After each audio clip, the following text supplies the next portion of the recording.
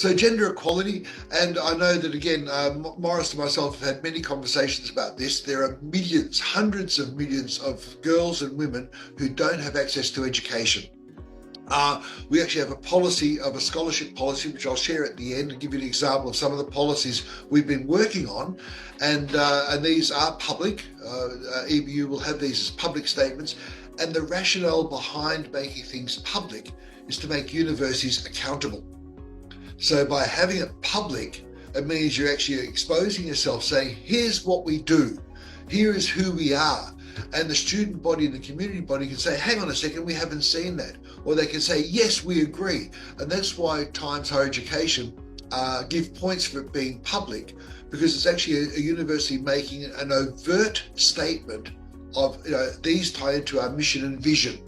These are what we practice. This is who we are. So it's really, really important. So gender inequality is as it is at the moment. So SDG 5 is looking for equality in gender, and hopefully trying to redress some of that. And EBU is in a great position to be able to offer scholarship access, and particularly targeting reducing this inequality. Next slide, please. So you see 119 million girls, and if you include women, and according to some data, it's over 200 million, and that can be because of culture, religion, socioeconomic, distance. There's a myriad reasons behind this, but it is a really worrying statistic, and something that we have the ability to address. Next slide, please. So here are some things we can do. We can do, first of all, research, and this is for all the SDGs. We can look at and do data collection of our first generation female students. We can have a look at how we're promoting access for education, having policies, so we actually make it that it's in our consciousness. And it's not saying being biased against men, it's saying let's make sure we have this diversity. Let's make sure that we're providing access as suitable as possible. You still want to have people who are qualified for the courses they're doing, because that in turn becomes our graduation pass rate.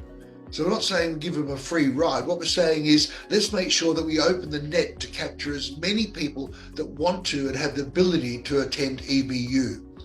And being aware of, let's make sure we get a balance.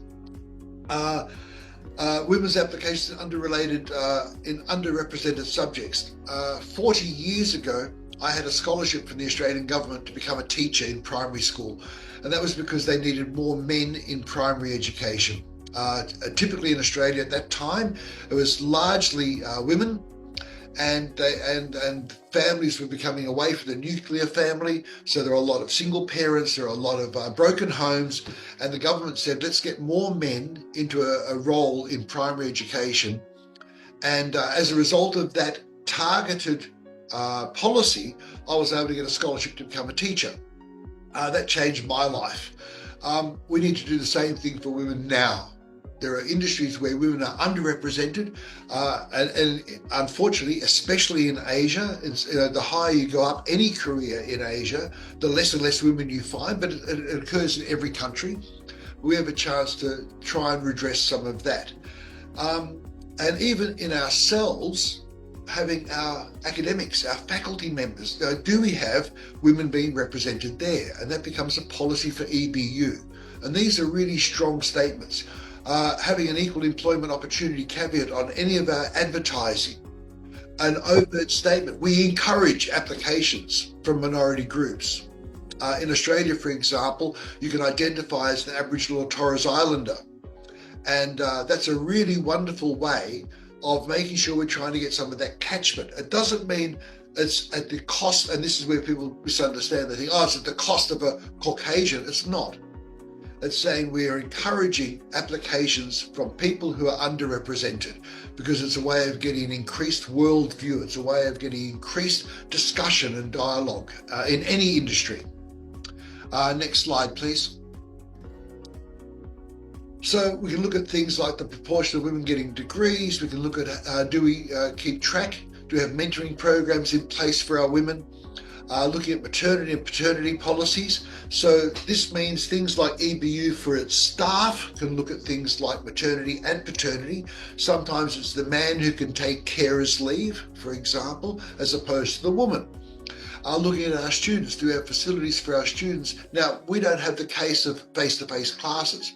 We can still be aware that if one of our students is having a baby, her schedule can be all over the place. Can we accommodate that? Are we empathetic, not sympathetic, but empathetic to her needs, for example, or her family's needs? So it just means that we're raising awareness both externally to the community, as Morris said, but also internally as an institution ourselves, okay? Things like policies protecting things like reporting discrimination. We want to be able to protect people. In America, they call it a whistleblower. But we want to have where we encourage people. If you see something, say something. That kind of common language, because the common language means you have the mores and local context in your own organization. Next slide, please. Thank you.